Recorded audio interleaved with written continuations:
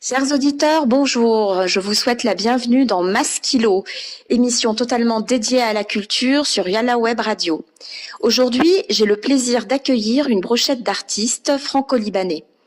Ma première invitée est Céline Khoury et elle exposera dans le cadre des Journées du Liban qui se tiendront à Paris dans le 4e arrondissement les 18, 19 et 20 mai quelques peintures. Les œuvres de Céline sont fraîches, teintées d'humour. Céline Khoury sait se faire entendre et nous lui souhaitons donc la bienvenue dans Maskilo. Bonjour chère Céline, parlez-nous de vous et de votre parcours. Bonjour Nadine. Alors moi, j'ai vécu toute ma vie à Paris, je suis née ici. J'ai vécu 5 ans au Liban durant mon adolescence et justement c'est là-bas que j'ai su, je me suis imprégnée de la culture et en rentrant à Paris, j'ai fait ma terminale et j'ai enchaîné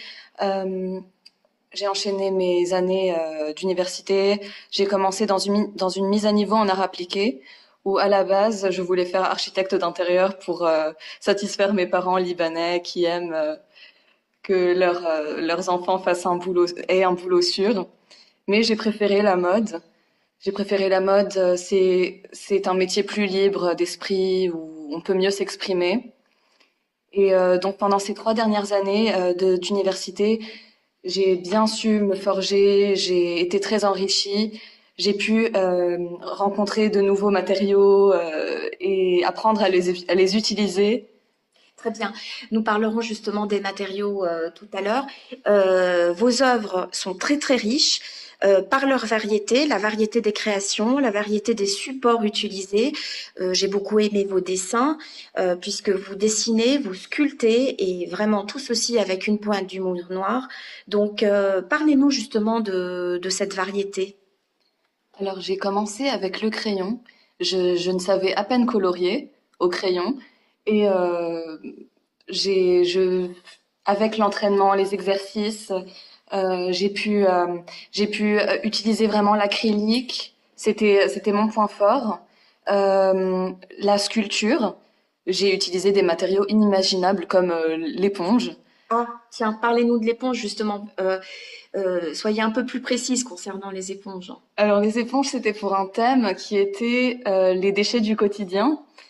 J'ai dû j'ai assemblé des éponges, je les ai découpées avec des ciseaux pour en faire des visages. C'était par rapport à nous qui pouvons être représentés comme des déchets de la société. Et aussi par rapport aux déchets qu'il y a eu au Liban, peut-être que vous avez été Ah oui, sensibilisé par la crise des déchets, oui, justement parce que nous-mêmes pouvons détruire la nature voilà. et être source des déchets finalement. Je m'inspire énormément des problèmes de la société que j'essaye d'embellir de par mon Justement, point de vue.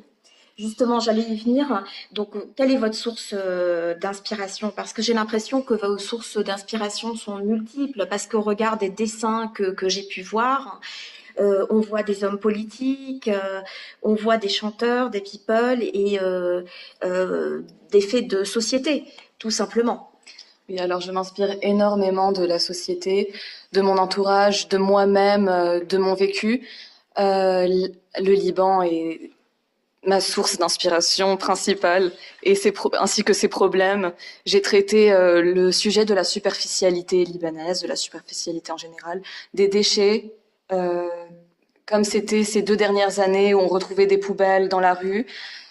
C'était pour moi quelque chose de très important. Donc je l'ai associé aux déchets de la société aussi, des éponges, etc. Outre la guerre au Liban, dans ma collection, justement, je l'ai détournée au sarcasme. J'ai fait une série d'œuvres ainsi qu'une collection où, par exemple, je reprenais des, euh, des choses laides que j'essayais d'embellir. Et plusieurs, plusieurs artistes libanais m'ont inspiré justement à cela. Il y a sur les murs qu'on retrouve à Beyrouth, ces stars, il y a un mur connu où Fayrouz est peinte par Yazan Alwani. Et D'accord, très bien. Donc en fait, vos œuvres sont très imprégnées de faits de société. Vous essayez de transcender la laideur qui peut que vous avez pu percevoir durant votre vécu au Liban, mais heureusement il n'y avait pas que ça. Puisque les gens sont quand même très sympathiques au Liban et très chaleureux et c'est ça peut-être le paradoxe, hein. Ah oui, C'est peut-être le paradoxe du Liban, c'est qu'à côté de certaines personnes qui sont superficielles et qui nagent dans la superficialité, il y a aussi des gens très intéressants. Il y a une émergence d'artistes qui est très intéressante à appréhender. Et puis, Céline, vous avez parlé de vos dessins, vous avez parlé des éponges. Et moi, j'ai vraiment beaucoup aimé aussi les vêtements. Vous avez présenté votre première collection l'année dernière, en 2017. Parlez-moi de vos vêtements. alors oui, de par cette laideur que j'embellis, j'ai voulu faire ce thème qui est la guerre au Liban détournée au sarcasme. Donc j'ai travaillé sur cette collection-là particulièrement pour ma marque que j'ai lancée euh, très récemment. En 2010, donc en 2017, pour mon projet professionnel, c'était sur ça que j'ai travaillé. Alors la guerre au Liban détournée au sarcasme se base vraiment sur la dénonciation. Elle est ciblée, enfin, elle cible la diaspora libanaise. Dans cette collection-là, je représente des caricatures d'hommes politiques sur des vêtements. Je représente, comme il s'agit de la guerre, j'ai même exagéré et fait du prêt-à-porter conceptuel où mes textiles euh, sur des textiles, je représente des appliqués de pop-corn, des imprimés où par-dessus, je représente des pop-corn avec des dents que j'assemble. De vrais dents? Des prothèses. D'accord. Mais c'est quand même assez macabre.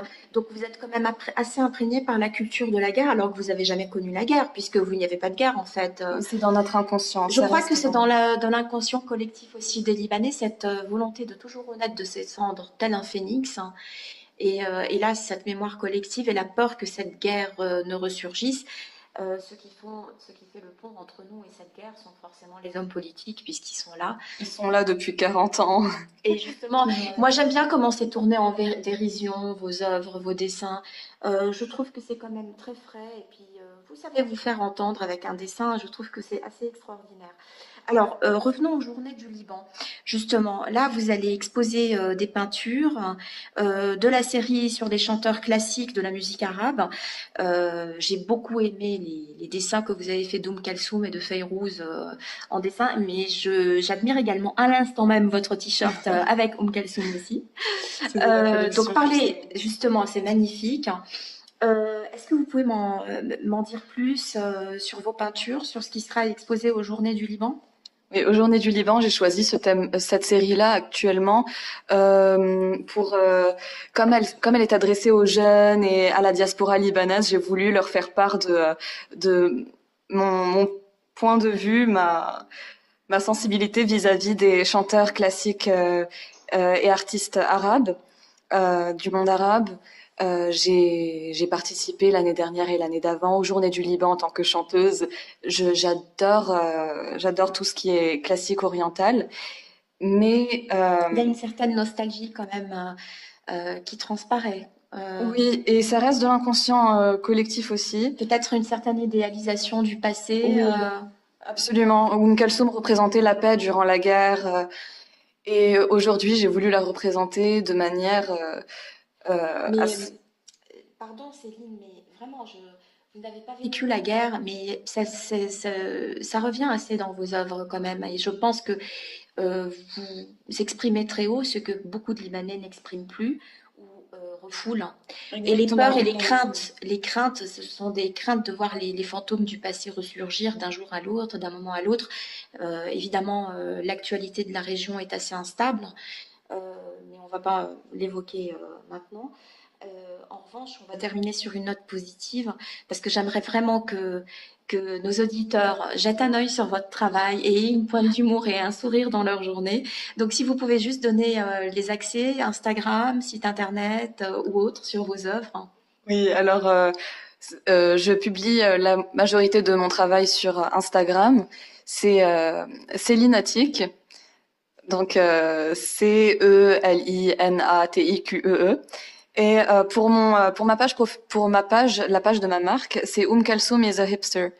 Kalsoum UM KALTH OUM. Merci pour ces précisions. En tout cas, merci pour le temps que vous avez bien voulu m'accorder dans cette émission. Et j'encourage fortement nos auditeurs, je vous en prie. Et vraiment, j'aurai plaisir à aller vous voir et j'aurai plaisir à avoir de visu vos œuvres parce que j'en suis tombée amoureuse, c'est le cas de le dire. Et je vous remercie infiniment. Et je vous verrai donc la semaine prochaine. J'exposerai à vos côtés, mais on en reparlera plus tard. Et puis je dis bientôt, c'est dans une semaine, les journées Oui. du Liban à peu près.